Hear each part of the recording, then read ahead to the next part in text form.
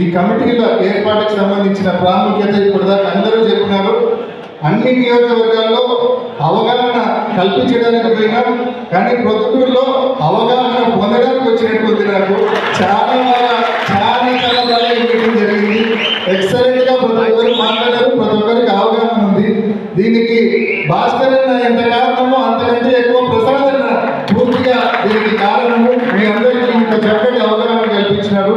So తప్పకుండా ఈ కమిటీల ఫార్మేషన్ విషయంలో పూర్తిగా శ్రద్ధ వహించమని చెప్పి మీ అందరినీ పేరు పేరున మనవి చేస్తూ, జగన్మోహన్ రెడ్డి గారి 17 మాసాల్లో అనేక సందర్భాల్లో అనేక మీటింగుల్లో ఒకటే మాట చెప్తా ఉన్నారు.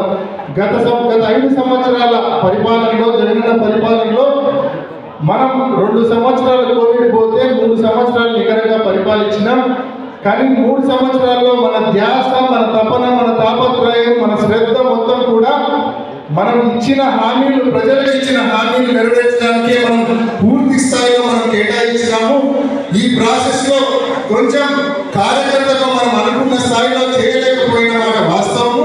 కానీ తప్పకుండా జగనన్న 2.0 పాలనలో కార్యకర్తలు ముందు పెట్టి పరిపాలన చేస్తారని చెప్పి జగన్మోహన్ రెడ్డి గారు ఏదైతే అనేక సందర్భాల్లో ఈ 16 మాసాలు చెప్పారో దాన్ని ముందుకు తీసుకెళ్లే క్రమంలోనే ఈ కమిటీల ఫార్మేషన్ అనేది జరుగుతూ ఉంది.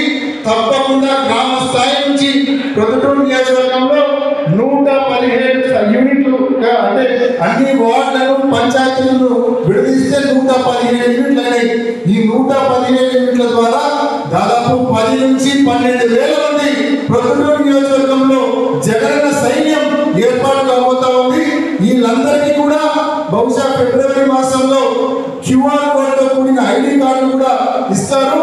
అన్న చెప్పినట్టు గుర్తింపు, ప్రాధాన్యత, ప్రయోజనం తప్పకుండా రాబోయే రోజుల్లో ఈ కమిటీలోని నా అన్నదమ్ములందరికీ కూడా తప్పకుండా ఉంటుందనే